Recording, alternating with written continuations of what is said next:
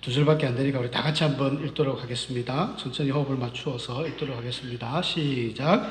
힘찬 음성으로 외쳐 이르되 무너졌도다 무너졌도다 큰 성 바벨론이여, 귀신의 처소와 각종 더러운 영이 모이는 곳과 각종 더럽고 가증한 새들이 모이는 곳이 되었도다. 그 음행의 진노의 포도주로 말미암아 만국이 무너졌으며 또 땅의 왕들이 그와 더불어 음행하였으며 땅의 상인들도 그 사치의 세력으로 치부하였더라 하더라. 아멘. 오늘 제가 오예배니까 편하게, 여러분 잠도 오실 것 같아서 잠도 깰 겸 편하게 제가 오늘 PPT를 준비했는데 같이 보면서 특강식으로, 그래서 주무시면 제가 앞에 가가지고 이제 톡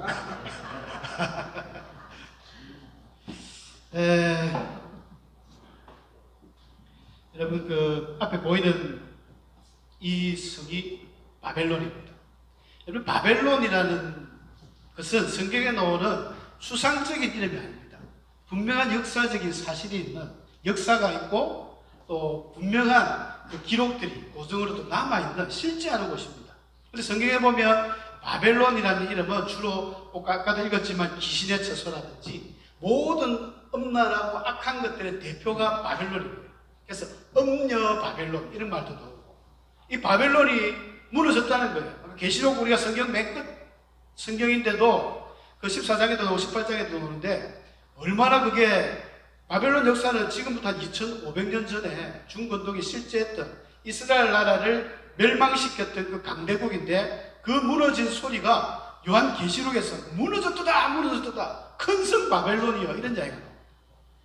도대체 그 성이 어떤 성이고 뭐하는 도시길래 성경에서 이렇게 바벨론 이야기를 하고 있고 계시록 끝에서 이야기를 하고 있을까? 물론 영적인 의미에서 귀신의 처소이기 때문에 귀신의 처소가 무너졌다는 것을 이야기하기 위해서 계시록에 나와 있지만, 실질적으로 역사적으로 이것이 바벨론에 대해서 우리가 구약 성경에서 알아야 신약이 연결이 됩니다.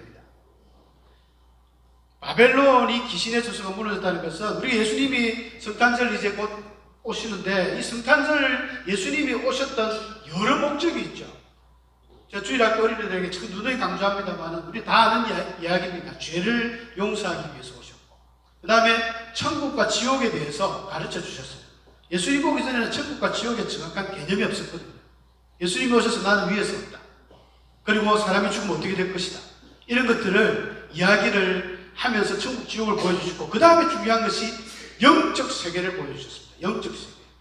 예수님이 오기 이전에 뭐 천사가 있고 뭐 귀신이 대충 가만히 있었지만, 예수님이 오셔서 확실하게 보여주신 게 영적인 세계가 있습니다. 성령과 악령과 귀신. 예수님의 3년 동안 사역할 때마다 얼마나 많은 귀신들을 쫓아냈습니까? 질병도 어떻게 보면 질병이 전부 귀신은 아니지만 귀신의 영향을 받는 질병이 꽤 많습니다. 여러분들도 영접하려고 그 이름을 믿는 자는 하나님의 자녀가 되는 권세가 있기 때문에, 이 권세는 능력이 아니거든요. 권세는 말 그대로 권세입니다. 내가 권세가 있는 것은 대통령 아들로서, 장관 아들로서, 장관으로서 주어지는 그 사람의 권세, 국회의원으로 주는 그 권세는 능력이 아닌데, 권세라는 것은 뭔 이야기를 하면 반드시 들어줘야 되는 이런 게 있어요. 그러니까 하나님께서, 예수님께서 수많은 귀신을 쫓으면서 귀신들이 예수님만 보면 벌벌벌벌 떨면서 난리구슬 떨죠. 뭐 개거품을 물고 쓰러지고, 우리도 할 수 있습니다. 영적 권세가 있으니까. 수지 맞는 게, 여러분 혹시 옆에 주위 분들이 아프잖아요. 근데 아픈 게 질병을 아플 수도 있고 귀신으로 말미암아 아픈 것도 있습니다. 그러면 우리가 예수 그리스도의 그 능력을 믿고 기도하잖아요. 귀신이면 감사한 거죠. 귀신이면 적극적으로 쫓겨나게 되어 있습니다. 이 영계의 질서가, 예수님이 1번이기 때문에 함부로 예수님 말을 그 영적인 존재들은 거부 못합니다. 예수님이 부활하신 이후로 영계의 질서를 딱 완전히 끝장내버렸어요.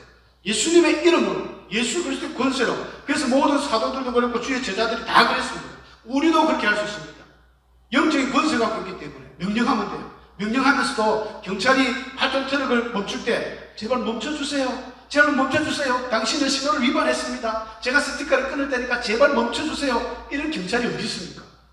아무리 경찰 초년생이라도 고각 빽 굴고 서 이러면 서게 되어 있습니다. 이게 권세거든요.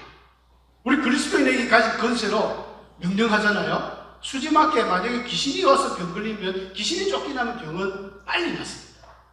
그때부터 복음이 술술술 들어가겠죠. 그렇다고 뭐 감기 걸린 사람 보고 감기 귀신 물러가라 그러면 안 됩니다. 몸이 약해서 오는 병도 있어요. 그런데 귀신이 주는 병이 상당히 많습니다. 예수님이 그걸 보여주셨어요.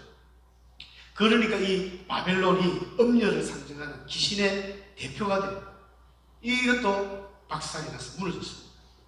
그 무너진 이야기를 오늘 역사적인 고증을 통해서 한번 살펴보려고 하는데, 자, 여러분 이게 보면 이 바벨론이 무너진 것을 알기 위해서는 에스라서를 참고하셔야 됩니다. 에스라서 1장에 보면 이런 말씀입니다. 바사왕 고레스 원년에 여호와께서 예레미야의 입을 통하여 하신 말씀을 이루게 하시려고. 바사왕 고레스라는 것은, 바사는 우리 한글 성경으로 바사지만은 세계사에서는 페르시아입니다. 페르시아. 페르시아 들어보셨죠? 학교에서 뭐 페르시아, 그 다음에 헬라, 로마 이렇게 가는 세계의 아주 굵직굵직한 제국이 연결되는데 바사가 바로 페르시아입니다. 레이즈가 안 되네요. 바사왕 고레스 원년에 여호와께서 예레미야의 입을 통하여 하신 말씀. 예레미야는 항상 이야기하기 70년 뒤가 되면은 이스라엘 사람들이 포로로 갔다가 돌아올 것이다 이걸 주장했었거든요. 그가 온 나라에 공포도 하고 조수도 내려 이르되 바사왕 고레스는 말하노니 하늘의 하나님 여호와께서 세상 모든 나라를 내게 주셨고 나에게 명령하사 유다 예루살렘에 성전을 건축하라 하셨나니 이스라엘의 하나님은 참신이라. 너희 중에 그의 백성된 자는 다 예루살렘으로 올라가서 성전을 지어라. 여러분 이게 무슨 말이냐 하면 웃기는 이야기입니다. 어느 날 갑자기 미국의 트럼프 대통령이 예전에 나타나가지고 대한민국에 하나님의 큰 교회를 세워라. 자기가 대한민국을 어떻게 안다고? 물론 요즘은 알겠지만 저 시대에 따지면 페르시아가 예루살렘을 알 수가 없습니다. 근데 왜 밑도 끝도 없이 어느 날 페르시아 대제국의 황제가 딱 나서더니 그냥 유다로 돌아가라. 포로를 다 돌아가고 거기 가서 너희들의 예루살렘 성전을 지어라. 왜 이런 이야기를 했을까요? 이게 참 의문이죠. 그리고 자기 신앙 고백이지 않습니까? 고레스는 이방인이거든요. 자기는 하나님은 참신이라는 걸 알았다는 것입니다. 이게 이제 고레스 실린더, 영국의 대형 박물관에 있는 고레스 원통 키루스 실린더라는 이 조그만 깨알 같은 이 아카드 문자로 적혀 있는 아까 그 내용이 에스라서 1장, 그 다음 역대하 맨 끝에 나오는 그 이야기가 여기 있습니다. 실제로 있는 이야기들이에요. 성경이 무슨 이게 허구가 아닙니다. 정확한 팩트예요, 팩트. 그 기록들이 있는데 보면 유다 백성들을 돌려보내라는 그런 내용이 실제로 있다는 것입니다. 자, 그래서 의문점이 생기죠. 고레스 왕은 어떻게 하나님을 알게 되었고 믿게 되었을까? 어떻게 알게 되었을까요? 굉장히 신기하죠. 고레스는 하나님 유다하고는 전혀 다른 저 북방에서 시작해가지고 그 수사, 엘라민 수사라는 곳에서 시작한 전혀 다른 동네 사람인데요. 우리나라 같은 우리 대한민국이 있으면은 저 멀리 중국 넘어 인도에서 어떻게 자기가 예수님을 믿고 하나님을 알게 되고 예수님을 하나님을 믿게 됐느냐? 로마서 10장에 보면 사도 바울이 그런 이야기를 합니다. 그들이 믿지 아니하는 일을 어찌 부르리요? 듣지도 못한 일을 어찌 믿으리요? 전파하는 자가 없이 어찌 들으리요? 그러므로 믿음은 들음에서 나고 들음은 그리스도의 말씀으로 말미암았다. 누군가 분명히 이야기를 해줬기 때문에 고레스가 하나님을 알게 되는 것이죠. 당연한 거 아닙니까? 이거는 부인할 수 없는 사실입니다. 그럼 누구한테 배웠을까요? 자, 이거 우리 상식적 예전에 제가 창조 그 노아 홍수할 때 한번 보여드렸는데 우리는 이 수많은 과일들의 이름을 잘 알고 있습니다. 잘 알고 있는데 중요한 것은 이 과일들의 이름을 어떻게 알았냐는 것입니다. 여러분 이 과일 어떻게 이름을 알았습니까? 나는 태어나자마자 하면서 이거는 사과야, 이거는 딸기야, 이건 바나나야 그런 천재가 있습니까? 그 완전 미친 소리죠. 있을 수 없는 일입니다. 누구한테 배우냐면 주로 이제 엄마한테, 아빠한테.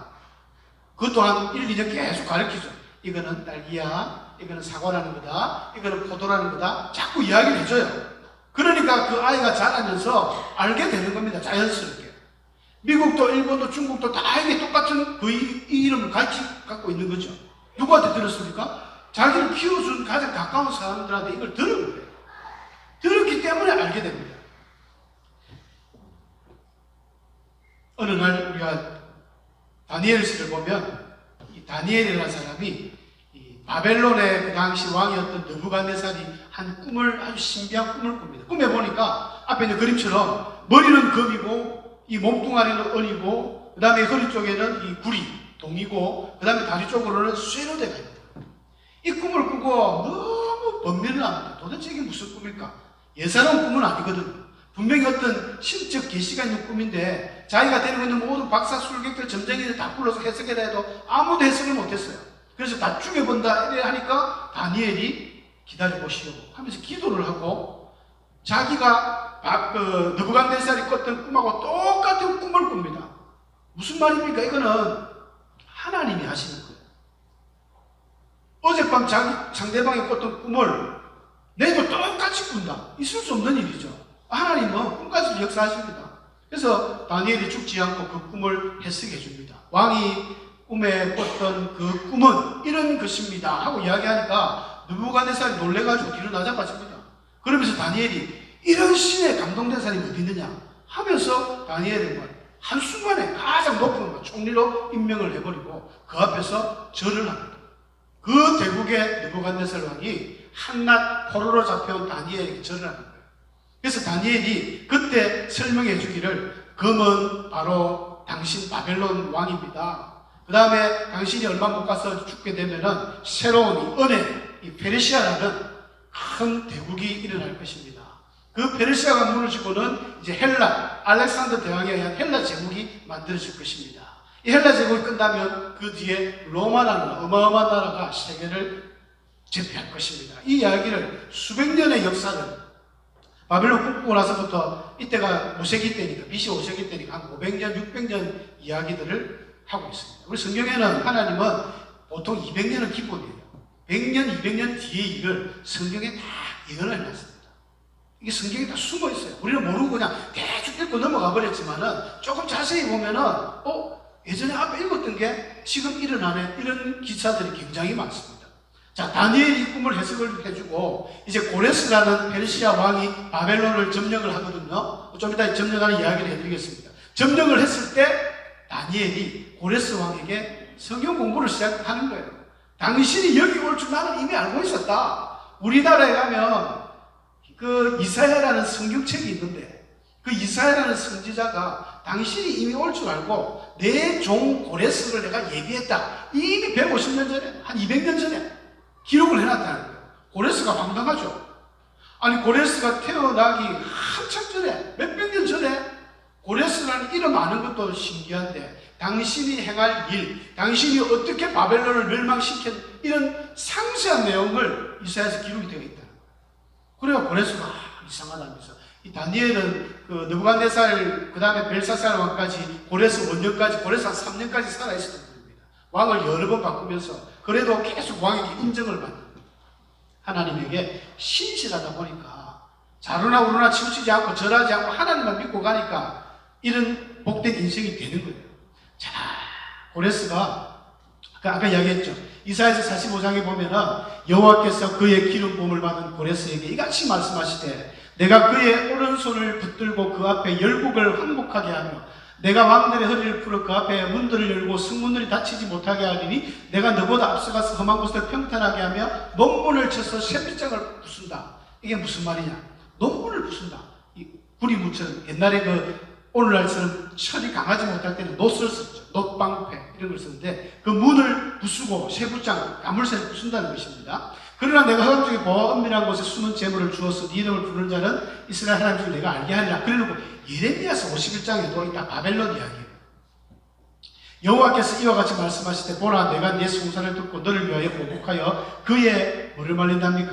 바다를 말리며 그의 샘을 말리리니. 아까 바벨론 그림 잠깐 봤지만 바벨론 주위에 강이 있습니다.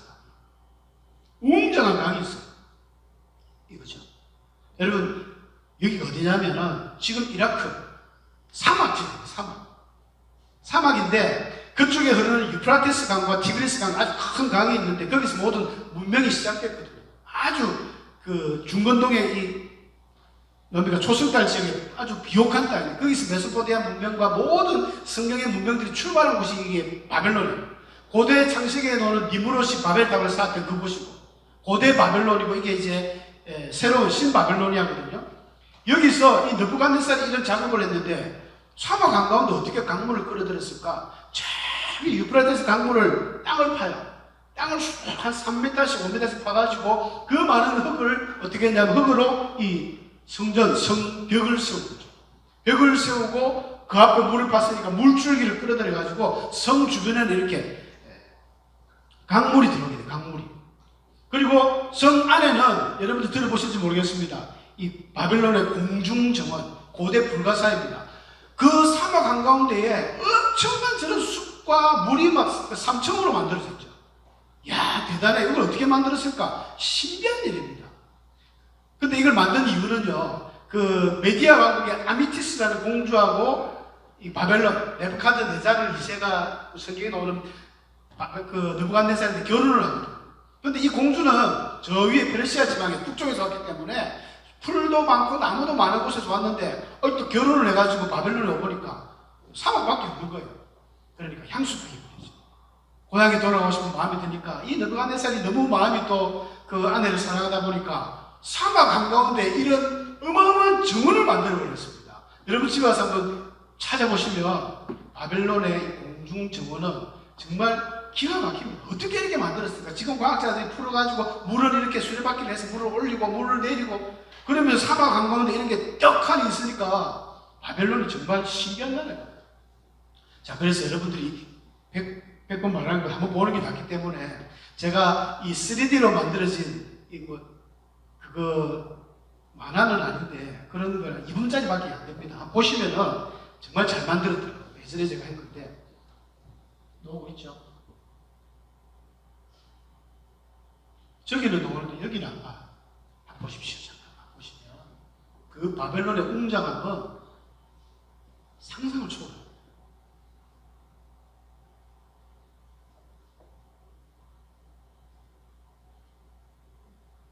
바벨론 성 입구에 있는 이슈타는 분인데 저 벽돌을 보십시오. 2500년 전에 저런 파란색, 청색 벽돌을 만든 거죠.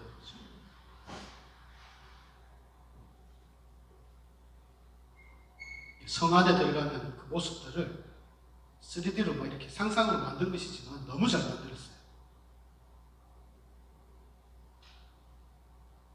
저런 벽돌의 그 정교함을 보면은 지금도 저 건축물을 따라가기 힘들 정도로 바벨론이 저 벽돌 굽는 거 끝내줍니다, 기술이.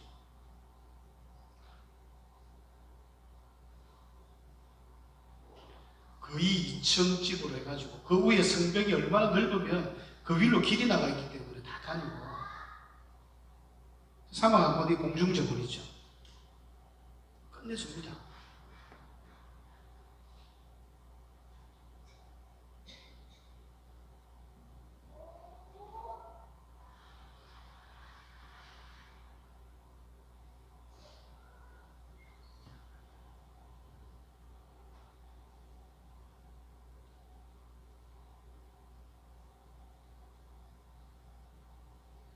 굉장히 크죠. 이게 서울시 정도의 규모라고 합니다.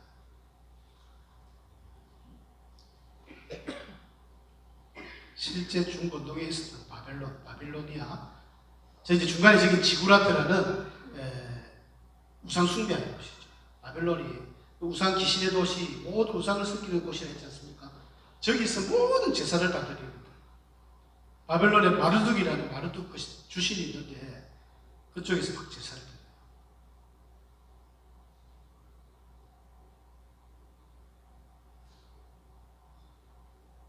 끝난 것 같은데 여기까지 보면 될 것 같습니다. 화면 넘겨주시고 이 성을 보시면은 아까 얘기했던 큰 강물이 있으니까 이 강물이 깊어서 그냥 지나가지는 못해요. 배를 타고 막 지나가야 될 정도이기 때문에 이 성벽 두께만 해도 약 30m입니다. 성벽 두께가 어마어마하죠. 바벨론 사람들의 그 스케일이 대단합니다. 근데 성벽을 어떻게 공격을 해서 성벽을 뚫는다는 생각은 아예 할 수가 없어요. 성벽 높이가 100m. 100m. 아파트 30층 높이잖아요. 30층 높이에 왜 그렇게 높을 수밖에 없냐면은 평평한 땅을 팠으니까 파가지고 올리다 보니까 굉장히 높아지는 거예요. 그 다음에 파란색 벽돌을, 여러분 다니엘서를 보면은 다니엘 세 친구 사드락메삭 아벤노고가 하나님을 그 두라 평지에 절을 안 하니까 어디다 넣습니까? 펄펄 끓는 불가마에 넣었잖아요. 바벨론에는 벽돌 굽는 기술이 세계 최고입니다.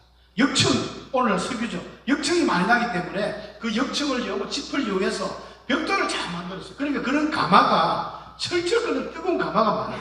거기다가 이제 친구들 3명을 집어넣어가지고 만죽고 했던 그런 이야기들이 나오죠. 성벽 위의 두께는 너무 넓기 때문에 아까 30m 되니까 사두마차 말 4마리가 왕복으로 지나갈 수 있는 이런, 그러니까 어떤 아무리 페르시아 고레스가 힘이 세고 전쟁을 잘해도 전쟁을 해서 바벨론을 무너뜨린다는 생각은 아무도 할 수 없습니다. 이 어마어마한 이 도시가 성둘레만 총 90km, 서울 크기예요. 90km. 성문 수만 해도 100개가 넘습니다. 청동문들이. 아까 우리 읽었잖아요. 청동문에 어디가 해서 논문을 쳐부수며 새빗장을 꺾고, 아까 예레미야에서는 바다를 말리며 그의 샘을 말리리니, 다 바벨론에 대한 예언들입니다. 하나님이 하신다는 거예요. 이 성문을 어떻게 부수고 어떻게 이걸 말렸는가? 이게 아까 이슈타르가 그 여신입니다. 바벨론에. 그 여신의 그 물인데 아주 정교하게 저 파란 색깔로 내는 벽돌을 만들기가 어렵대요. 과학자들, 역사학자들은 대단하다. 그래서 이게 실제로 발굴이 돼가지고 바벨론에서 독일 그 베를린의 페르가몬 박물관에 이게 전시가 되어 있습니다. 한번 다음에 가보실 수 있는 분들 가보시면 좋겠습니다. 갈 때 저도 좀 데리고 가시고. 이게 반짝반짝하는 것들을 탁 세워가지고 정말 대단하죠. 자, 그런데 바벨론이 공격을 해왔잖아요. 바벨론, 페르시아가 이제 고레스가 어마어마한 군대를 이끌고 바벨론을 무너뜨리려고 왔습니다. 와가지고 보니까 무슨 강도 있고 이래가지고 성을 포위를 했어요. 포위를 했을 때 그 성 안에서는 우리가 다니엘서 보면 알겠지만 잔치가 벌어집니다. 아무리 바벨론 안에는 한 20년 정도의 그 먹을 수 있는 양식이 준비되어 있거든요. 그러니까 아주 철옹성입니다. 그 누가 공격을 해도 끄떡 안 해요. 그래도 기분은 나쁘잖아요. 옆에서 다 방어했으니까. 그래서 그 당시 왕은 이제 벨사살이라고 느부갓네살의 아들인데 잔치를 벌리는 거예요. 야, 술이나 먹자. 저 고레스 저들 뭐 왔다가 지쳐서 가겠지 하고 술이나 먹자 해가지고 술판을 벌입니다. 성경에 보니까 1,000명, 귀족 1,000명이 모여가지고 막 술을 벌려요. 그런데 흥이 나지 않습니다. 흥이 안 나니까 예루살렘 그때 성전에서 뺏어왔던 금술잔, 은술잔 이거 다 갖고 와 이래가지고 막 먹으니까 어떻게 됐습니까? 이거 예레미야서 50장에 보면은 이런 말이 나요. 보라, 내가 큰 민족의 무리를 북쪽에서 내려온 거죠. 고레스가 북쪽에서 내려왔거든요.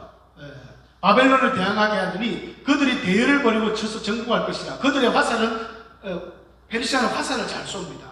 그래서 그 바벨론을 둘러서 대열을 벌이는 거예요. 이런 상황 속에서 안에서 술판이 벌어져가지고 막 예루살렘에서 각국을 부어라 마시라 하니까 하나님이 진도하셔가지고 손가락이, 이 사건 유명하죠. 손가락이 나와가지고 레이저로 메네메네 대겔 우바르시. 메네메네는 이게 세어보는 것입니다. 세어보고 그 다음에 대겔이 달아보는 거, 저울에 달아보는 거. 달아보고 우바르신이 나눴다. 너는 이제 끈짝 나왔다. 너는 아무리 세어보고 달아봐도 안 되겠다. 벨사살 너는 함량 미달이야. 너는 오늘로 끝났어. 하면서 하나님의 선포의 메시지가 딱 기록이 되니까 이때 상황들이 렘브란트가 그래서 아주 유명한 그림인데 사람들 눈동자고 놀란 그런 것들이 너무 사실적으로 그려놨어요. 그리고 이 그림 안에 존 마틴이 적었던 이 왕의 장치자는 1000명이 모일 장소니까 어마어마하겠죠.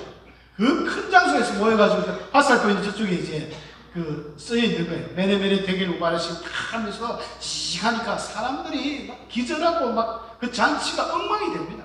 그 저 뒤에 지구라트 그 제사 드리는 곳이고요. 자, 이런 바벨론 성이 문제는 어떻게 무너졌을까요? 이겁니다. 아무리 깨고 부수고 오늘날처럼 탱크 미사일이 없는 이상은 절대 부서지지 않을 바벨론입니다. 그렇기 때문에 바벨론 사람들이 교만했고 어떤 민족이 쳐들어도 우리는 괜찮다 이렇게 생각했어요. 교만 방자했죠. 여러분, 교만하면 하나님한테 끊깁니다. 바벨론이 아무리 싸움을 잘하고 강력한 민족이었지만 예루살렘을 무너뜨릴 때 하나님이 잠깐 사용한 회초리에 불과해요. 적어도 까불면 끝납니다. 아수르도 마찬가지고 헬라, 로마 전부 다 마찬가지입니다. 까불면, 교만하면 하나님 앞에 꺾이는 거예요.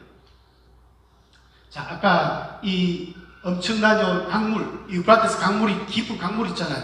그래서 고레스가 역사에 보면 그렇게 나옵니다. 고레스가 진격을 막 했어요. 공격 앞으로. 고레스는 젊은 왕이었고 상당히 패기가 있는 사람이었거든요. 강을 건널라 했어요. 근데 막 건너다 보니까 자기의 그 사랑하는 이 하얀 흰 백마를 4마리 끌고 다니는데 백마 한 마리가 죽어버린 거예요.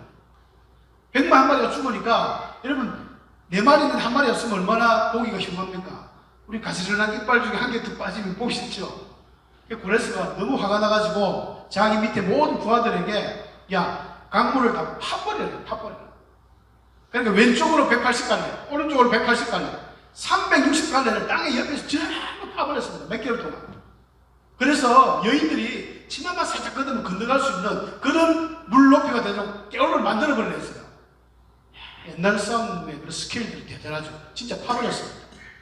가니까 어떤 일이 생겼을까요? 이제 수위가 물수위가 점점 내려가면서 딱 성 안으로 들어가는 그 물 입구가 보이는 거예요. 그래서 돌격대들이 저쪽이다 해가지고 페르시아 군인들이 막 진격을 합니다. 진격을 하면서 이제 뭐 끝난 거죠. 안에 숫자지 수리 재가지고 뭐 보초도 없습니다. 그냥 바로 패스 통과죠. 들어가고 막.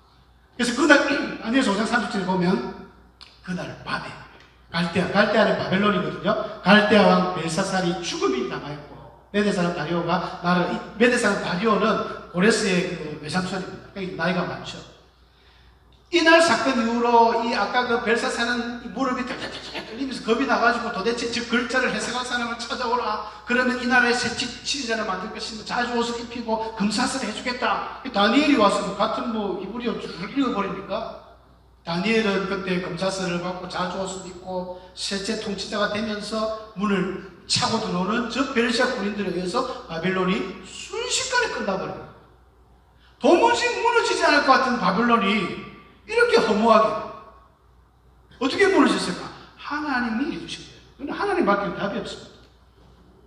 이사야서 45장 5절에서 7절까지 보면요, 이사야가 고레스에 대한 이야기를 꼭 앞자리 하고 나서 그 뒤에 고레스를 향해서 주는 말씀입니다. 아주 멋진 말씀이죠. 나는 여호와라. 나 외에 다른 이가 없나니 나밖에 신이 없느니라. 너는 나를 알지 못하였을지라도 나는 내 띠를 동일 것이요 해 뜨는 곳에서든지 지는 곳에서든지 나밖에 다른 이가 없는 줄을 알게 하리라. 나는 여호와라. 다른 이가 없느니라. 나는 빛도 짓고 어둠도 창조하며 나는 평안도 짓고 환난도 창조하나니 나는 여호와라. 이 모든 일들을 행하는 자니라. 아멘이십니까? 아멘. 하나님이 종이 호랑이 같은 그런 하나님이 아닙니다. 하나님은 살아계신 하나님이고 분명히 역사하시는, 역사를 통해서 분명히 고증을 할 수 있는 신실하신 분이에요. 하나님에 대해서 우리가 의심할 여지가 없습니다.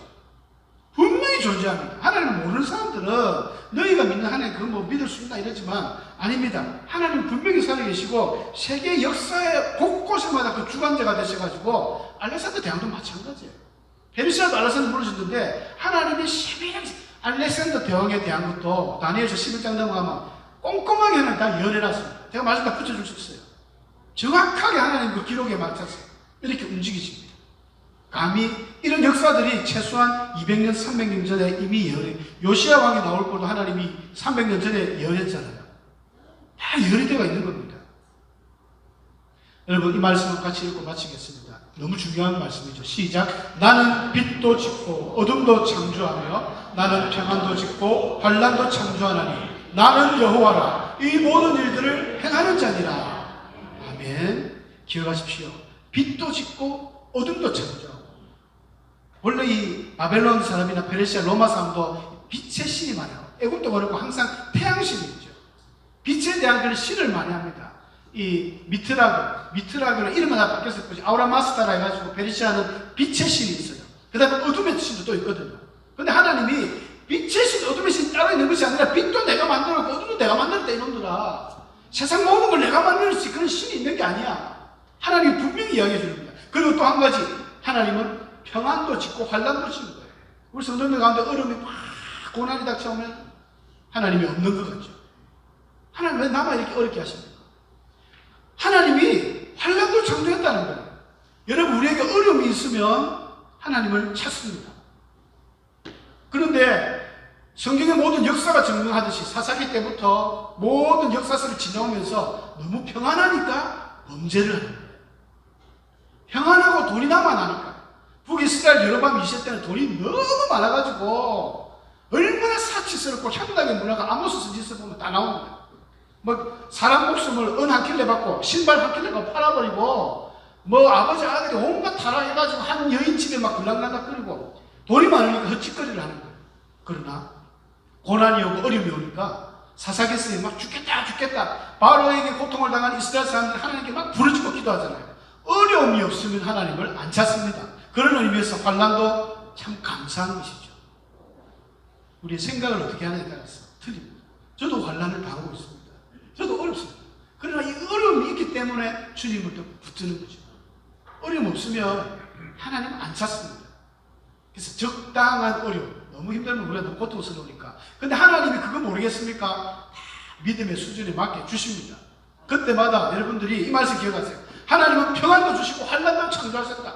나 여호와라 이 모든 일을 행한다. 그 하나님을 꼭 기억하시고 귀신에 져서 바벨론은요 문제 없습니다. 귀신들은 아무것도 아니에요. 우리 앞에 다 무너집니다.